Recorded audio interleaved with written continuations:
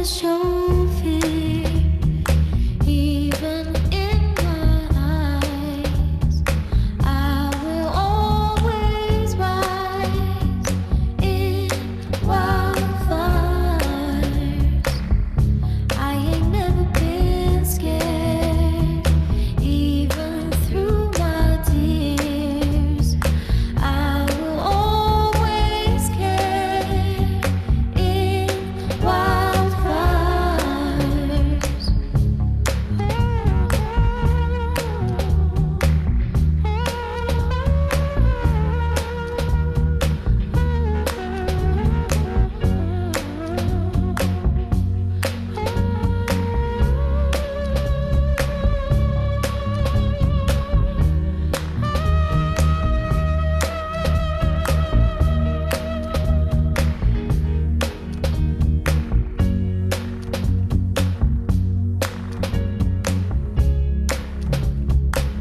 But we will never show fear, even in my eyes.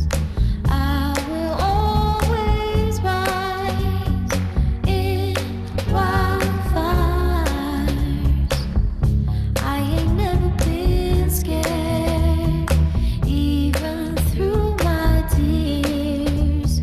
I will always care in wildfires.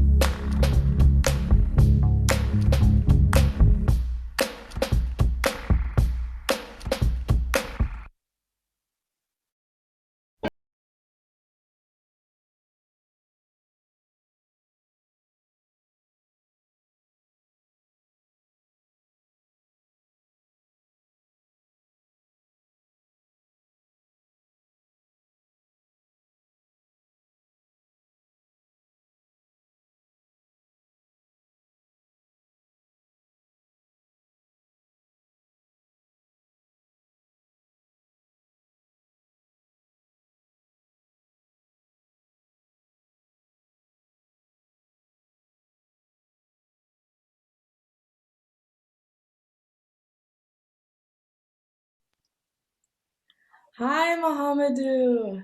Hi, Sarah. Oh, it's so Buenos great to dias. see you. Welcome, everybody. Oh my goodness, let me just get my final things ready. Welcome, welcome. Buenas tardes. Thank you so much for joining us, for being with us. As we're introducing ourselves, if you're an audience member, please say hi in the chat and share where you're watching from so Mohamedou can get a sense of all of us from all over the world being together. Welcome, everybody. We're here on behalf of Science for the People to talk about incarceration, surveillance, and freedom with our friend Mohamedou Ould Slahi and asynchronously with our friend Juan Moreno Haines.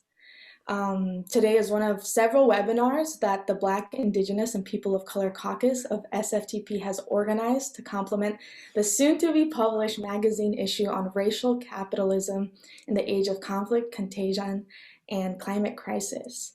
SftP is an organization first formed in 1969 through the 80s out of the anti-war movement, and its current iteration was rebooted in 2015. We have the fundamental belief that science is not apolitical, that science needs to be analyzed through a critical, radical lens, and that it should be used for liberation of all peoples. This webinar will be recorded and shared on YouTube. If you enjoyed today's conversation, be on the lookout for our next webinar on imperialism and climate justice. I'm Sara Gutierrez. Here with me to support with Science for the People are my friends Aditi Bansal and Steve Fernandez. I'm Sara, and I'm a planetary geophysicist, and I'm a part of SftP's editorial collective and the BIPOC Caucus. Steve and Aditi, would you please introduce yourselves? I'm Steve Fernandez. I'm from Science for the People, he, him, his pronouns. Hi, everyone. I'm Aditi Bansal. My pronouns are she, her, and I'm also part of the Science for the People editorial collective and the New York City chapter. Thanks, you guys. Right now, I'll introduce Juan. Juan Moreno Haines is an incarcerated, award-winning journalist who has written extensively about the conditions and personal stories of prisoners in San Quentin State Prison.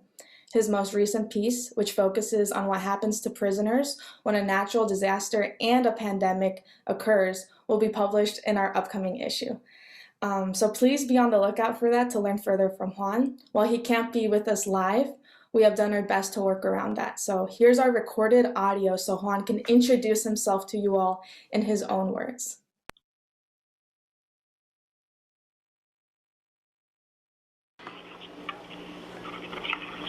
Hello, everybody. I appreciate this opportunity. My name is Juan Moreno Haines. I'm an incarcerated journalist at San Quentin State Prison. I've been incarcerated this month for 25 years, and I had my first chance of freedom later this year in November. My incarceration's taught me how to be a person. You know, it may not have been necessary, but for this particular length, but I'm just a person just like anyone else. And that's me, Juan Moreno Haines.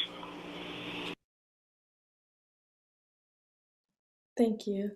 Lastly, I'm so grateful to introduce Mohamedou Ould Slahi. Mohamedou is a Mauritanian engineer and writer who was held in Guantanamo Bay for 14 years without charge, and several more years detained in Jordan, Senegal, Mauritania, all under the order of the United States. Said to be the most tortured man in Guantanamo Bay history, he wrote a book while detained, Guantanamo Diary, and it was published in 2015 before he was released in 2016. Welcome, Mohamedou, so much, and please share anything you would like before we get into some questions for you from Juan.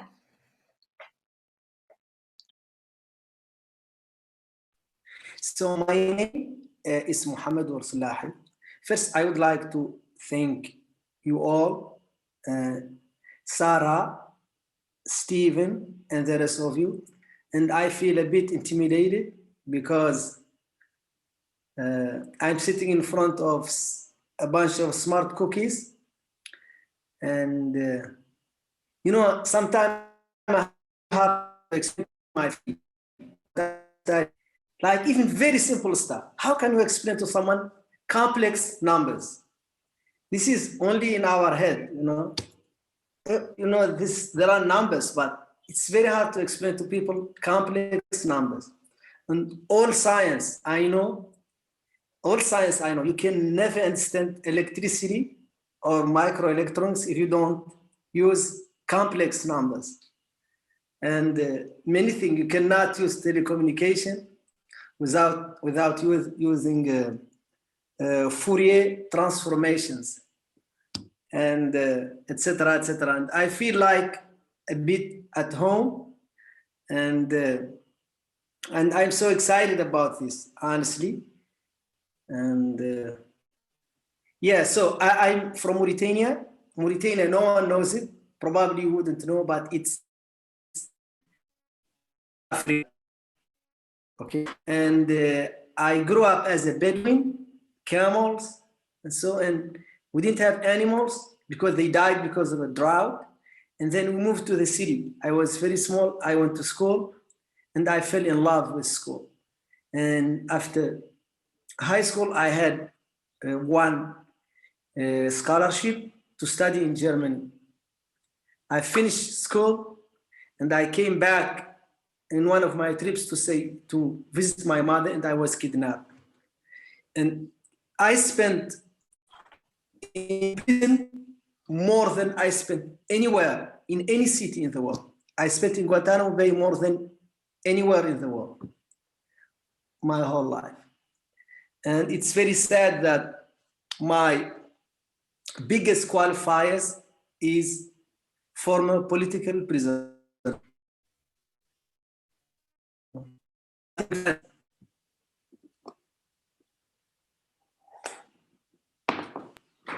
Thank you, Mohamedou. So we're gonna get started right away. We have so much to talk about. And these first questions are from Juan himself. that he wrote. We sent him your book. He actually took many notes and sent me a copy, but we don't have it back. But yeah, was already familiar with your writing before. So he says, from Juan, after reading Viktor Frankl and Albert Woodfox, I've learned that I'm capable of holding onto my humanity in spite of past harms that I'm responsible for.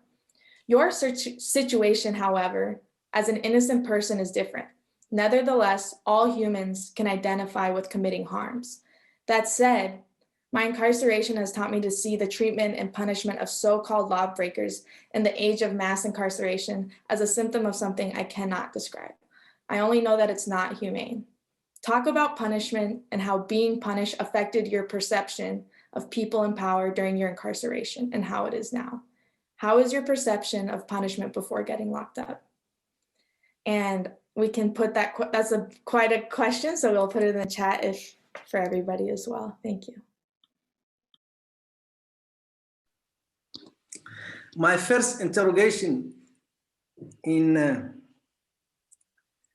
Bagram is a secret prison in Afghanistan. And I was dragged to that prison. And there is this guy by the name of Mishael, CIA agent. He sat me in front of him and he told me, give me your password. Give me your password. And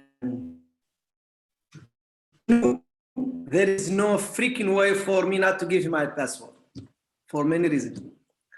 I had a Yahoo email, meaning I'm freaking old. And I sat there and I know I would give him my password because he would get it one way or the other, because Yahoo is in the government's pocket, so they would give him.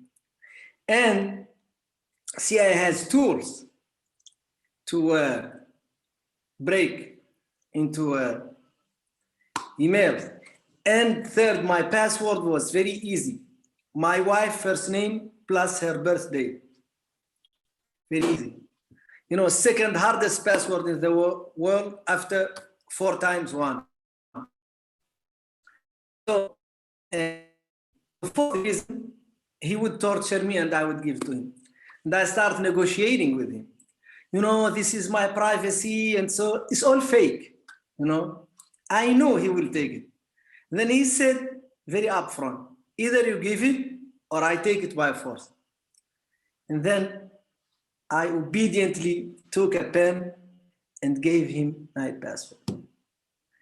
For the remainder of my years, I was faced with printouts, every single thing I had in my email, my correspondence, everything.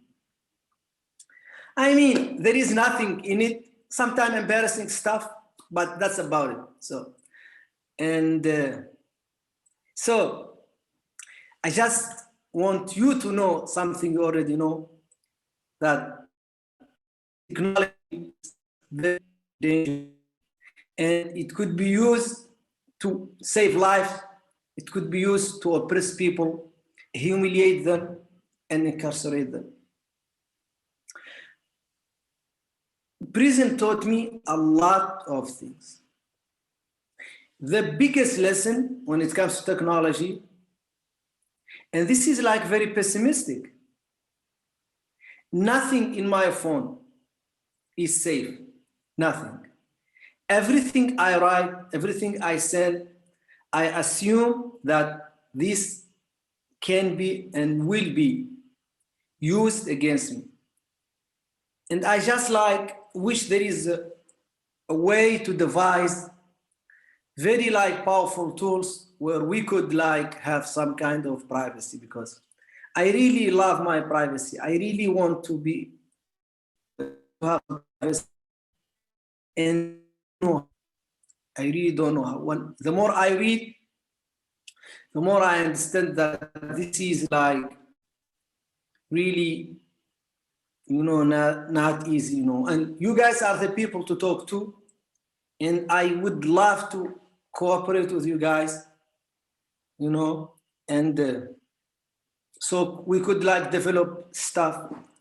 You know, I still, you know, I love like the C family, like C, C++, Yahoo, later on C#, and this family, you know. And I used to write code, you know, a lot of it. And it's like good because I could see always the results of my work. And I understand that code is very vulnerable, always, you know. So it could always be, you know, brought into and people like, you know, what we call backdoors. And I don't know what to say. I just want to say thank you for inviting me again. That's great. Yeah, thank you so much. And so that you know, Mohamedou, Juan will be hearing your answers to his questions as well in the future, which is fantastic. And for everybody who writes a question for Juan at the Q&A. This is a bit of a shorter question, and I'm sure you get asked this a lot, but Juan asks you, faith and hope are important concepts to incarcerated people. Talk about them as a driving force in getting it right. What is it?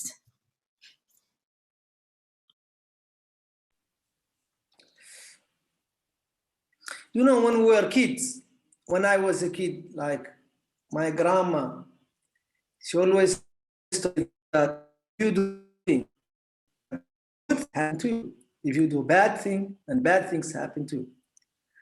But after prison, I start to question those principles, you know, and my faith was shaken to its core, you know, because life seemed much more complicated than 1 + 1 = 2. And when you see that the state uses its awesome power against individual with no check, that's a very, very heavy burden to deal with. Because we as individual, Sarah, Stephen, you guys don't have the police. You don't have B-52. You don't have Black Hawk. You don't have the CIA. You have this power to the government and you ask them to protect you. You know, just like, I give you a very small example, like security. If you have a security company that you hire, you know, to check on your house, and this security company turn out to break into your house and steal your stuff, this is like a very big breach of safety, let alone came in and rape you and torture you and go away. And that's exactly what happened. You know, but when you think about this, you have to believe in some bigger power, faith, you know, that could exact, you know, this like wrongdoing and take care of you. And I feel, you know, that was something that I really needed to hold on to. And it helped me. You know, when I close my eyes, I always put myself in this perfect life I designed in my head. I took paper and I start to learn how to draw. Then I draw the woman I wanted. You know, I put everything, I put the characteristic, everything. Then I start drawing, and then I start to, you know, design the place I want to work in, everything. You know? And a lot of this stuff, you know, really happens. You know, not perfect, because, like, actually, I met this woman, but we split.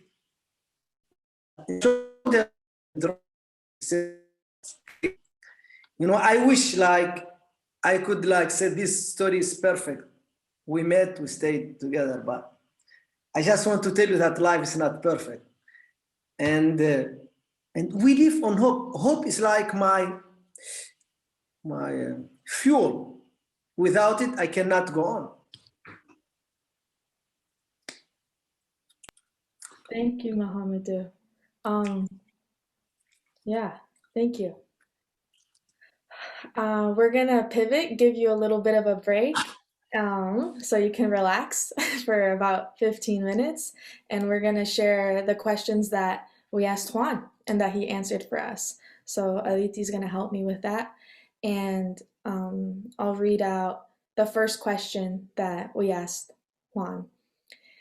Juan, your piece for Science for the People, where you described in detail what happens to prisoners when a pandemic and natural disaster occur, made me think of Harsha Walia's writings, where she equates borders and prisons as sites of violence, controlling movement and access to medical resources. With the recent acts of ethnic cleansing on Sheikh Jarrah and Gaza by Israel, this rings truer for me. What do you think about this proposed connection?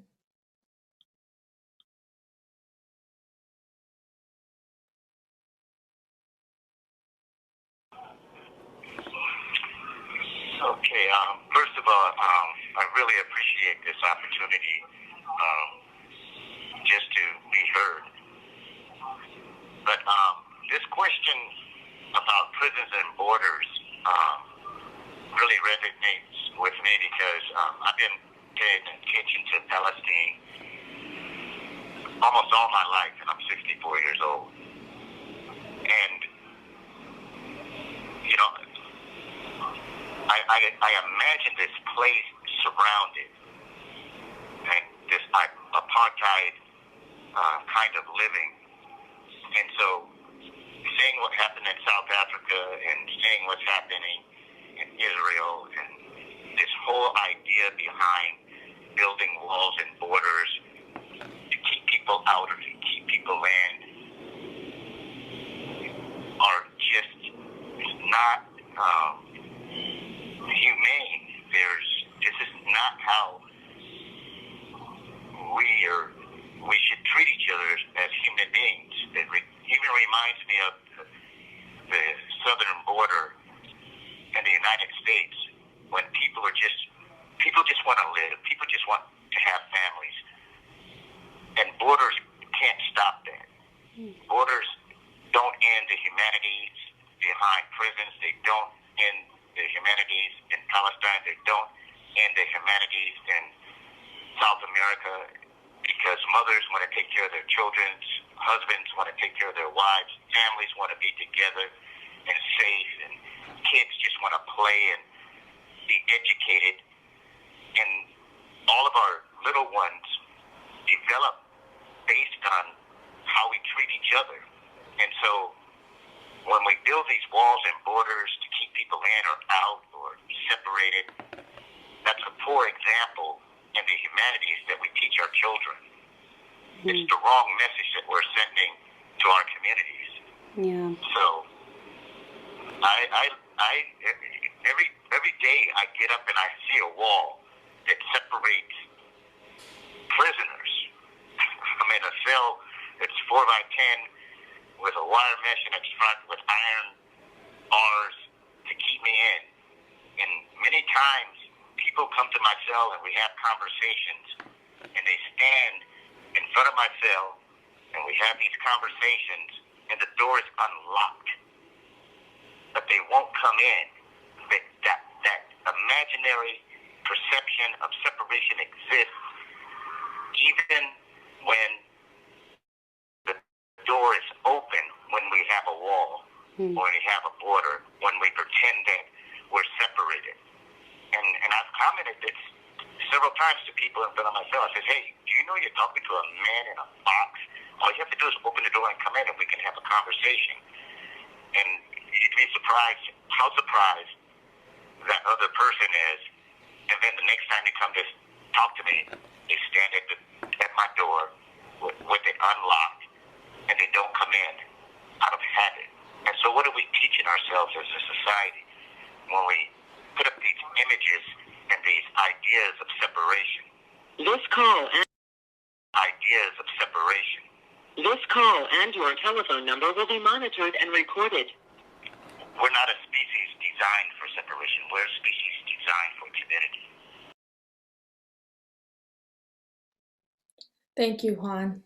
And I want everyone to take note that we're talking about surveillance in a conceptual way, but his call was recorded, and this is the reality that we're all sharing with him. So my second question for Juan was, both you, Juan, and Mohamedou have written extensively about your treatment while detained and incarcerated by the US state. When reading Guantanamo Diary, what did you find resonated most with you? What surprised you? There's concept of time and family really resonated me in his Guantanamo Diaries. And I was particularly interested in the redacted portions of why identities mainly were redacted. That was one of the main points of the redactions in his diaries. But there were points of incarcerations that no matter what, when you're held, when your body is contained and you're incapacitated and you can't physically make a decision about where you're going to be, he found those moments, because there's one point in his diary where he writes about, he tries to explain what it means to be incarcerated. But then he gets to the point by saying, look, until it happens to you, you won't understand this. And it's true, because at San Quentin, it's a fairly liberal prison. It's probably one of the most liberal prisons on the planet. We have a media department. We have tourists coming in and out of this place all the time. There's probably 3,000 people that come in and out of this prison every day to build community. San Quentin is an actual community. And the people who come in and they see the cells and they talk to the people who are incarcerated here, I still find this disconnect from the reality of what is actually going on, what this prison actually represents, what resources are being wasted on just perpetuating an idea that is obsolete. So Mohamedou understands this. I found it particularly interesting when he tried to reconcile with some of the Americans who were incarcerating him on a religious basis. And I was laughing at that moment of trying to reconcile the difference between Christianity and Islam. And I personally have I had a cellie who was Islamic and practiced Islam, and I'm a Christian. And we never had like serious discussions about religion. We just lived together for 8 years, and we ate together during Ramadan. I always fast a couple days with him, and I found it exhilarating, the act of cooperation with this person who was Islamic. There's a lot of points in Mohamedou's writing where he understands what incarceration is. But what saddened me about reading his diary was that the people that were doing the things to him that were just totally inhumane, that even happens to me, was done because I'm an American citizen. It was done, and I'm an American citizen. It was done in my name, even though I'm incarcerated by that same oppressive hand. I always wonder, because he cares so much about his family and his mother, I just wonder how, and will he ever get what he had prior to this entire ordeal that was absolutely unjustified. And so yeah, that really hurt me to know that, you know, he's done nothing but lived his life, and he's such a happy person, and all this happened to him. Thank you, Juan. And this is our last question for Juan, and then Mohamedou will get ready for our questions again. The last question for Juan was, Juan, in my eyes, the work of documenting and making known the conditions of prisons is a political act within itself. What writers or books have shaped, driven, or inspired your journalism and politics? And on a personal level, what books have brought you hope or comfort?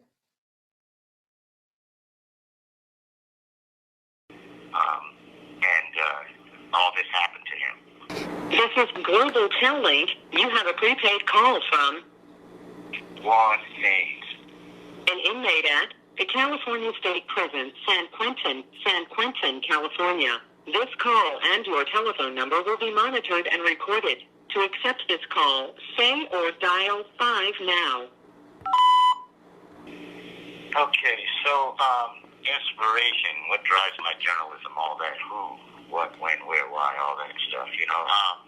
For me, it's not so much as like what drives my journalism. It's people. It's you know, like it's me learning more about individuals who have in their hearts the ability to recognize what is happening on a human level, and then have that desire to activate themselves and wanting to create change, and that begins with the folks right around me in the San Quentin media department. All of us, the video, the radio, the podcasting, the print, the wanting to tell the story of the individual.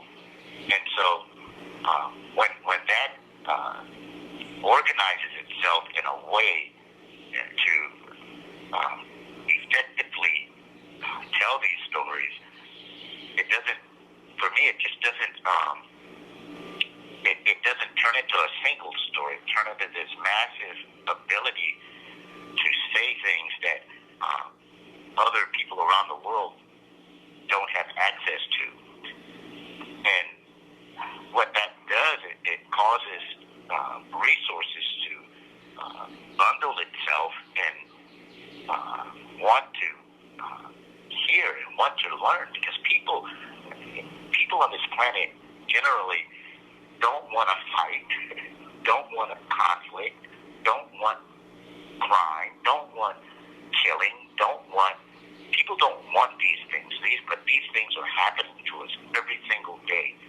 And we want to understand how to live better, how to live safely. And so,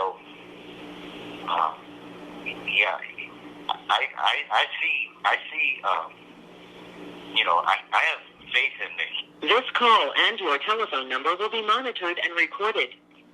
I have faith in the human condition that we're moving forward. We're seeking a better understanding. We're seeking to have a better tomorrow than yesterday. And 10 years ago, what my ability to speak at this particular place to you, to individuals out there, was not possible. It couldn't happen.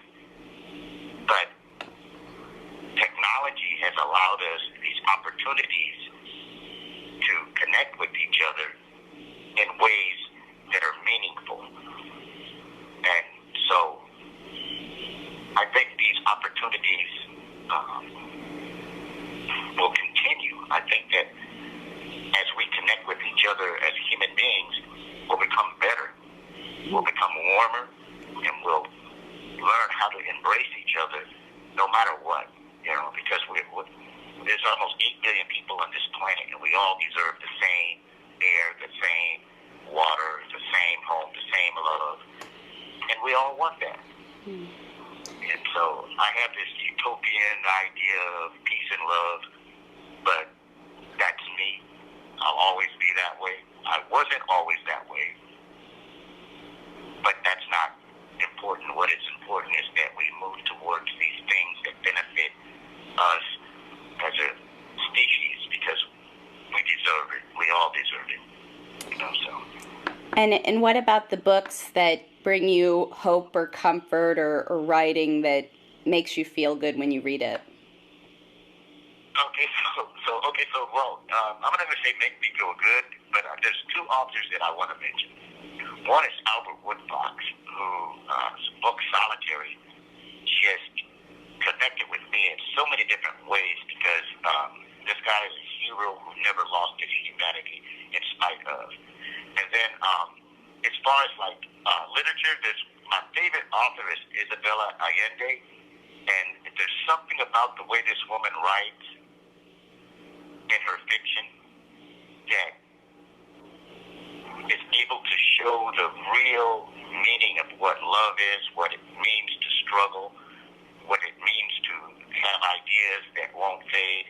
And listening to her interviews, I find that she takes bits of her life and fictionalizes those bits to come out with this wonderful literature. And anyone who ever has the opportunity to read any of her writings will be transformed, because she's taken me out of prison more than one occasion. I just love her writing.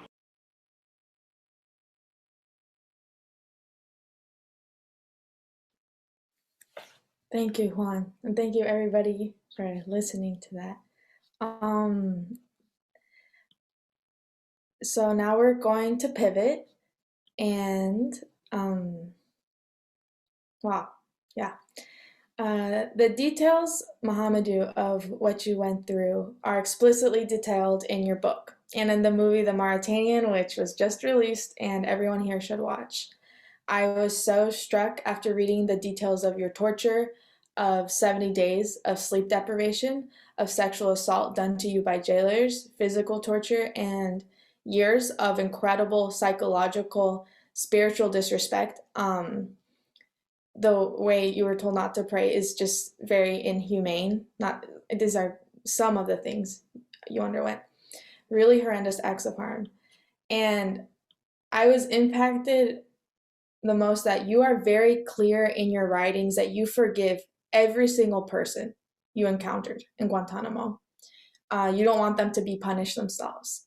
It seems by living this way that you've tapped into another sort of freedom. Can you speak to how you came to this thinking of forgiveness, of not seeking punishment, of not seeking revenge, and knowing that other people's further suffering will not bring you peace?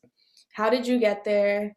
Did you always think this way? And did being in Guantanamo change your beliefs?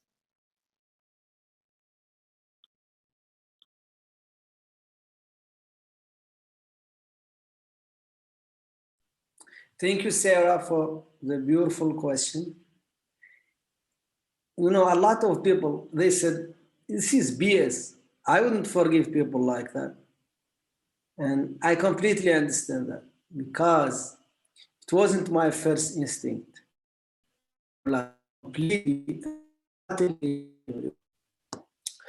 But when I spent like 8 months in secret prison in Jordan, a lot of the time I didn't know days from nights, and I lost count, because the perception of time is very tricky. We really don't know how long, time has passed. You can just like close yourself in a room, very dark, and eliminate all the stimuli and have no watch. And then you see how bad we are at perceiving time. We really are very bad. So after 8 months, I was taken by the CIA, and they stripped me naked. I was only, I couldn't see, I couldn't hear, but I felt them like cutting through my clothes and put me in diapers. It dawned on me I'm not going back home, you know, I'm not going back home. I'm going to be taken to a prison in the US, and I would die forgotten. I was nobody in the US. I was a Muslim, which was really bad. I was a person of color, which was really bad. I have bad accent, which is really bad. At least 3 strikes. And people would look at me and they would say, this guy is guilty. It's all written over his face. You know, this FBI guy used to tell me, like a dog, you must be a dog. You know, I never understood this, but that's how he looked at me. And you know, the thing I regretted in that moment, it's not that, oh, I didn't hook up with this very beautiful girl, I didn't get to marry her, or I didn't have money. I didn't regret that. Or I wasn't like very good in school. I didn't regret that. The only thing I regretted at that moment, not being nice to people enough. That's it. I just wished I was nicer to my mother. I was nicer to my sisters. I was nicer to my brothers. I was nicer to my friends. And it occurred to me that that's what I matter in life. Not much how beautiful your partner is, but how good you are. What difference you made that everyone can make. Being good to people and helping as much as you could other people. That's why it came to me that forgiving people was so easy to me. And people like misunderstand, like think, oh, I forgive people because they deserve. No, that's not the question. Because I deserve to live in peace. I deserve to clear my mind. And, you know, people always try to justify. To be honest, like the person who supervised my torture, Richard Zuli, one of them, he's an old man. I have no use for him getting tortured. I have no use for him, like, that's something I could use on my daily life. That's why I set him free, I forgive him. And so many people like guards and interrogators, some of the guards reach out to me and they thanked me. They were so happy. And only one person, he didn't reach out to me. He only reached out to someone else. He said, he doesn't need forgiveness and they think I'm a bad person. I was laughing. And then I said, he can talk to me directly, but he refused to talk to me directly, you know. And that shows you that if someone does not want to make peace with themselves, you cannot give them peace because you have to decide, I want peace with myself first. And I can tell you, no, it's not easy to do. Forgiveness is not easy to do, but once you do it, it's really.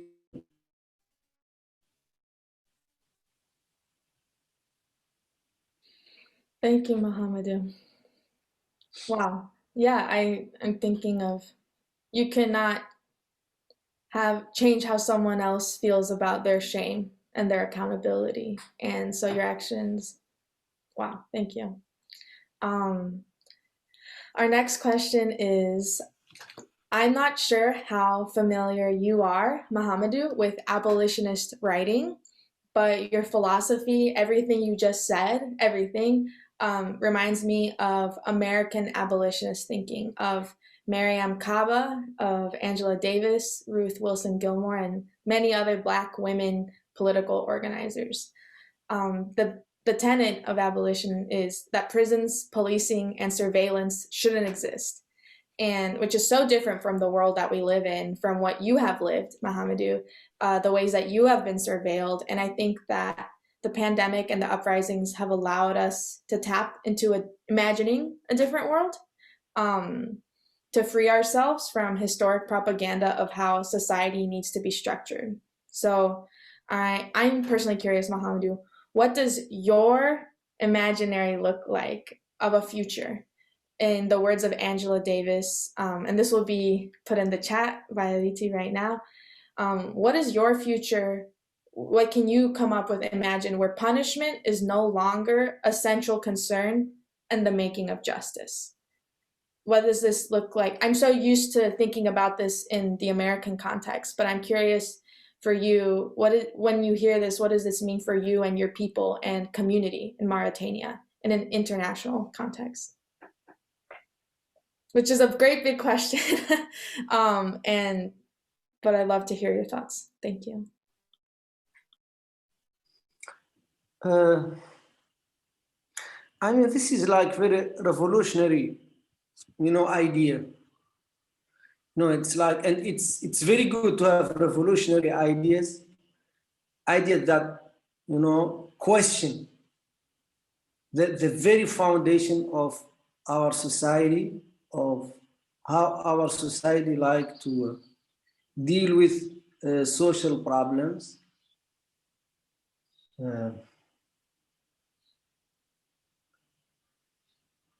It's not easy. It's not easy. So I grew up as a Bedouin, and in Bedouin life we don't have prisons because we don't have the facility for prisons.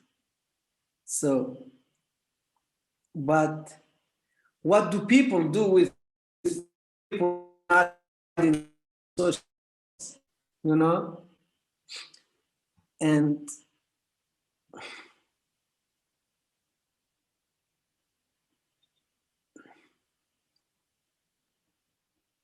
like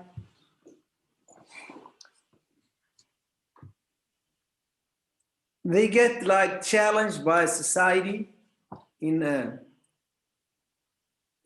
different way than punishing them. They get punishment, but like through people don't trust them anymore. And if they want to marry, very few people would answer them or would deal with them. And they cannot testify because they are not trusted. And like there's so many things you have to pay, in society that are so much deterring because you find lose. I'm just telling you what happened in a Bedouin society. But this is very small society where people meet in person and know each other. But in a civilized, like in a very big city, people are very individualistic and they hardly rely on people. But it's strikingly predictable that people who will go to jail the next year are very predictable, are minority and are very poor. And, it's the vast majority of them at least. And that cannot be justice, and we cannot just say that because you are poor, you are criminal, or if you are from a very you are criminal. One imam the other day, imam means priest in our culture. He says something that really was so chilling. He said he's a US citizen. I think his name is Hamza. He said that in the Muslim community in the US, if someone is suspected of so-called terrorism, no one can talk to them. People are scared to talk to them. Even their family are. And mind you, this is only accusation. People get so scared because they know that they are so vulnerable. They can be themselves also accused. They can be put on all kinds of lists, like no-fly list, and this happened.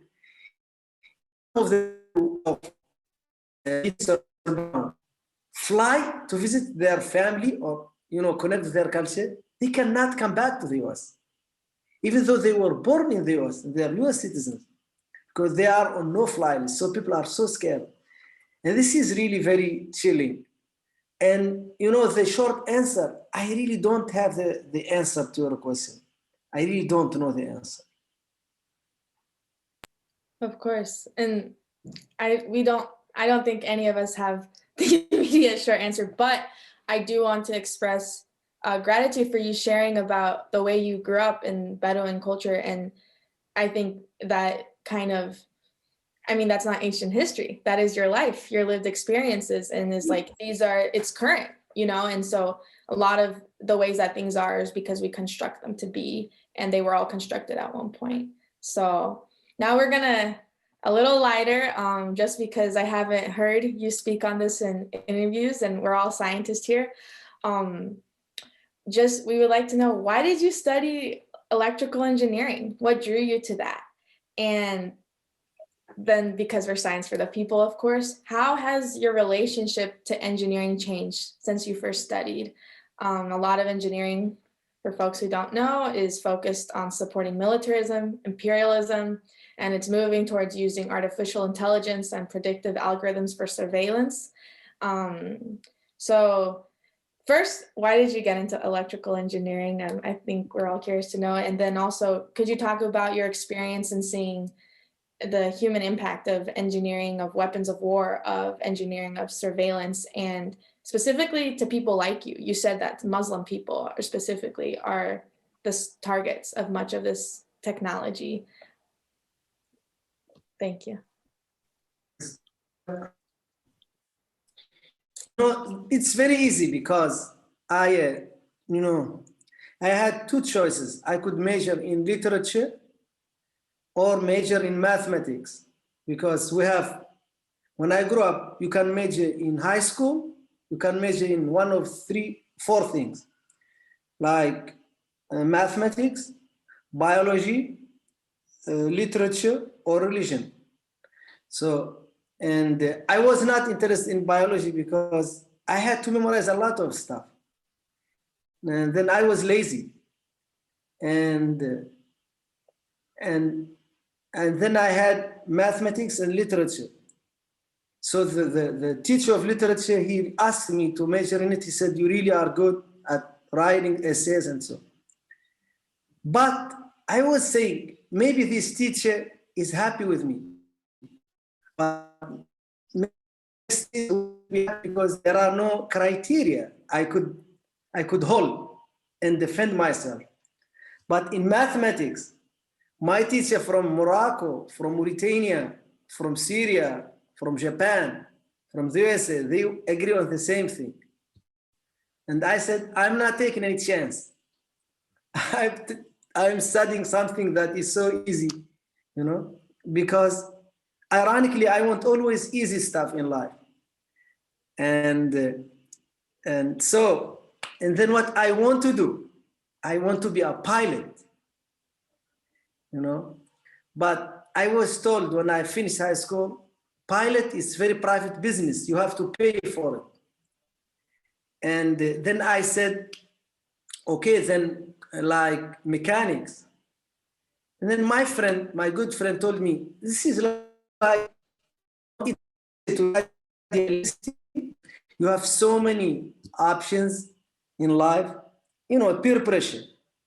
And then I just studied, electricity, telecommunication, microelectronics. That's the reason. Surveillance, you know, I read Permanent Record by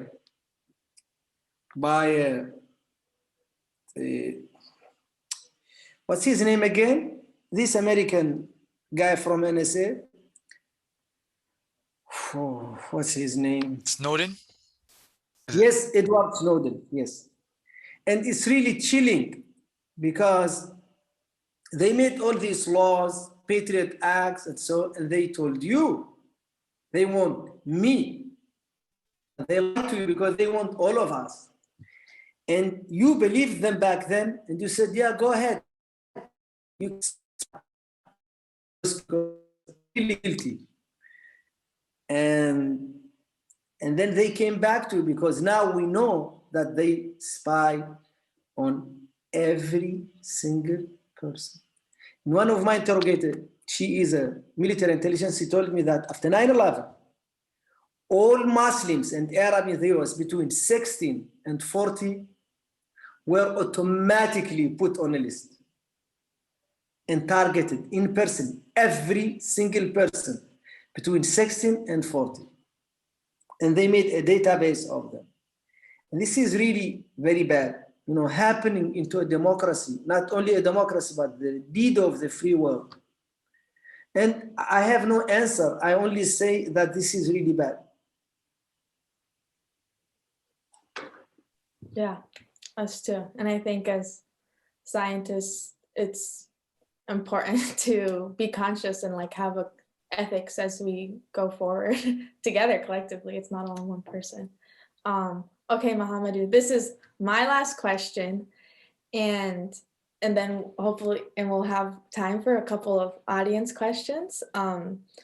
So as a webinar committee, we've been thinking about this time for a long time, all this group of people who organize this, and we've been sitting with how are science and freedom connected for all of us. I'm urging for everyone here to reflect with a deep sense of empathy of how these questions apply to every single one of us, even if our positions are different, because we will never truly understand, Mohamedou, what you went through, what was done to you by the US state. But we are all shaped by surveillance and by the fear of incarceration. And thus we're all connected by the possible futures, right, of the freedom we should all have. So a freedom where none of us will be held in a cage and subjected to torture and sexual violence.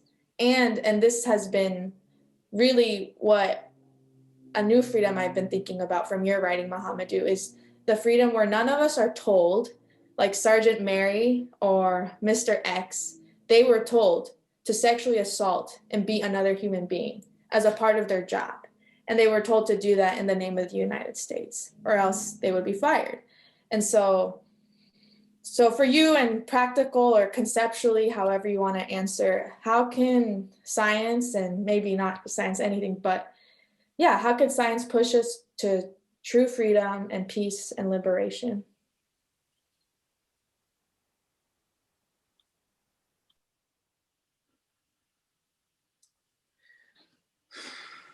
I mean,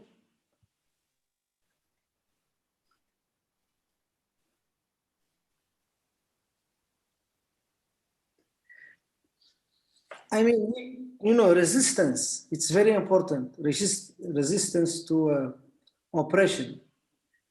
And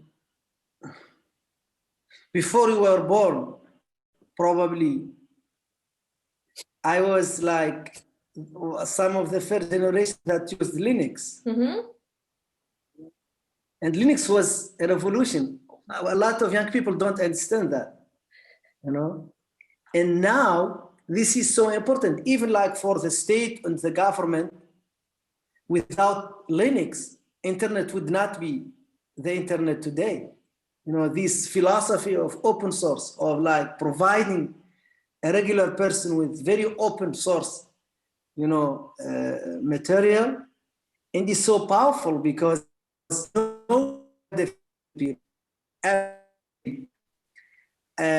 programs like, you know, application like, I presume, Signal and others are also providing people of somehow to have some privacy when they want to say something to someone.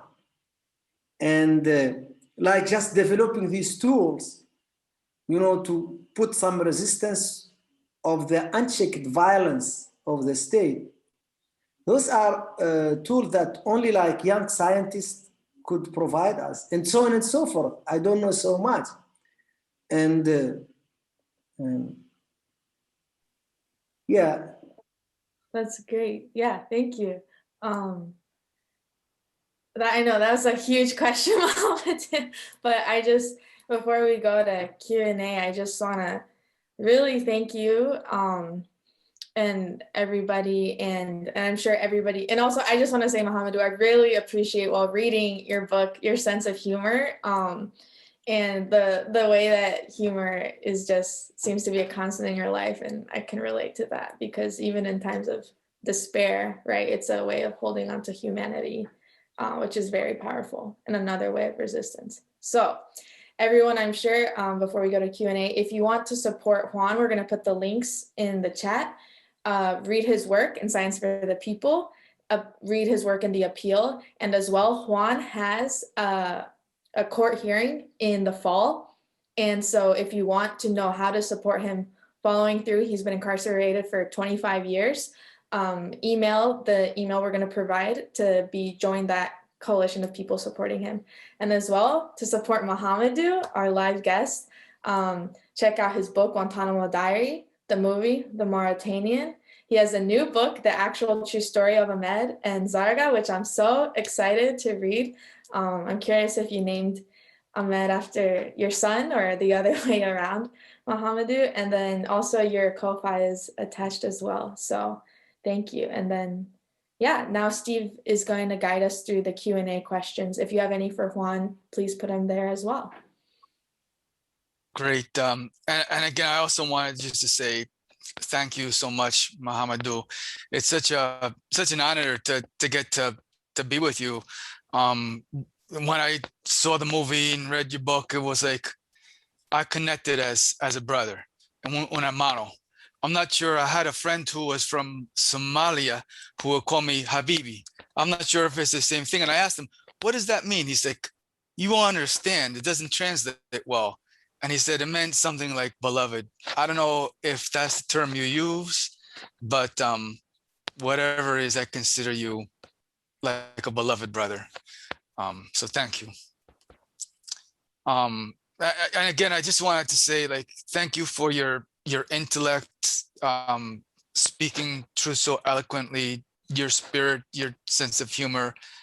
A lot of us are people who are scientists, engineers, scholars, but we have a lot to learn from you, Mohamedou. We have a lot to learn about making this world more just, bringing peace into the world, bringing humanity, and bringing love into the world. And just, I'm so appreciative that we have you here. And let me go to some of the questions. The first question I have is from Jack Fox, and he says, I have a friend who was arrested by the FBI, and they used the fact that he, at one point, used encrypted apps such as Signal as evidence against his character, suggesting that he had something to hide because he was using Signal. How do we fight this narrative that wanting privacy is not because we have something to hide, but because privacy is a right? Thank you, Stephen. Habibi, Stephen. Look, yes, I have something to hide. I don't want like creeps to see how I talk to the woman I love or the men I love. I don't want them to see that. I just don't want to share my life with them. And in this part of the world, in more oppressive regimes, they use the private, innocuous communication to blackmail people. And in the USA, they use also like embarrassing messaging to blackmail Muslims to cooperate with them and spy on the community. And privacy is a human right. And I want to claim that right. You know, I want to claim my right. And this is just like anything. This is so like BS that we don't even know. We don't even know how to answer, and we don't need to answer this stuff because it's my right. It's like if someone tells you, "Oh, I want to install camera in your bedroom." You don't have anything to hide. Could I do that? I say, okay, if you are a creep and you are going to pay me a lot of money, yes. You know, but not any other way, you know. Thank you. I think that's a very excellent point. We have another question from Isabella Olivo, who I really connect with as well. Isabella says, I love the connection you made about Bedouin culture and how it did not allow for prisons. Do you have any more observations, feelings, thoughts about how we could learn from Bedouin culture in prison abolition?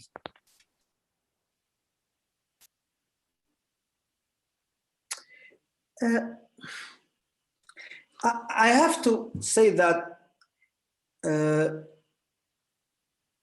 I'm very careful not to romanticize Bedouin culture, because Bedouin tribes, unfortunately too, like do engage in war, not as deadly as like modern warfare.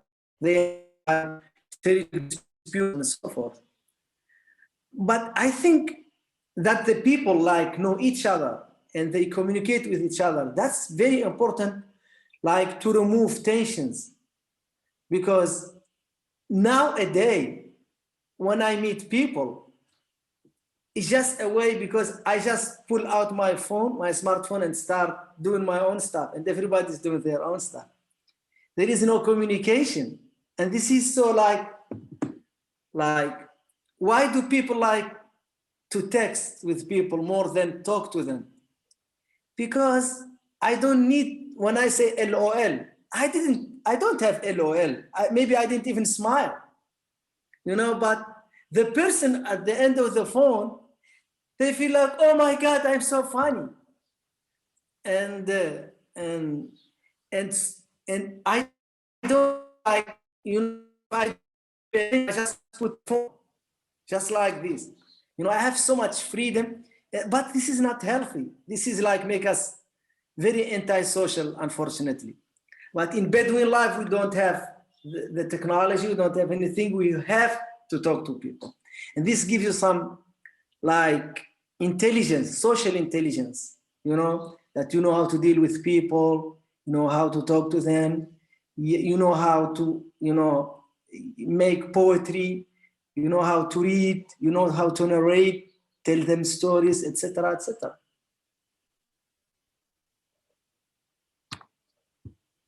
Thank you, Mohamedou. I appreciate that, because I think that is a mistake that a lot of us do, is over romanticizing. We can learn from Bedouin culture, but it's important to keep it in perspective. I guess we have one last question, which is about the book that you're writing, in which you mentioned you wanted to make a link between quantum physics, magical thinking, and peace. Could you elaborate a little bit more on your thoughts about that? Again, could you please, Steve, explain to me again? I saw that you are developing the theme for a new book, and it said the theme is magical thinking, quantum physics, and I believe it was peace. Could you just talk a little bit about your thoughts on those topics? I was one time, sitting in interrogation room, and there was like